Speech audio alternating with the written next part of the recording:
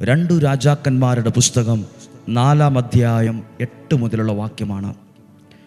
ഒരിക്കൽ ഏലീശ ശൂനേമിൽ ചെന്നപ്പോൾ ഒരു ധനിക അവനെ ഭക്ഷണത്തിന് ക്ഷണിച്ചു.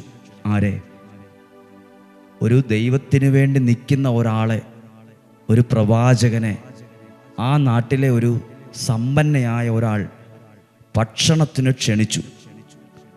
ആ വഴി കടന്നു പോകുമ്പോഴെല്ലാം അവൻ ഭക്ഷണത്തിന് ആ വീട്ടിൽ ചെല്ലുക പതിവായി.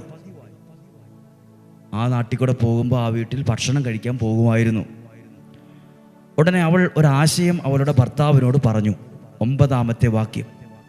അവൾ ഭർത്താവിനോട് പറഞ്ഞു, ഇതിലേ പോകാറുള്ള ആ മനുഷ്യൻ ഒരു ദൈവീക മനുഷ്യനാണ്, ഒരു അനുഗ്രഹമുള്ള ഒരാളാണ്. നമുക്ക് നമ്മുടെ മട്ടുപ്പാവിൽ ചെറിയ ഒരു മുറി ഉണ്ടാക്കി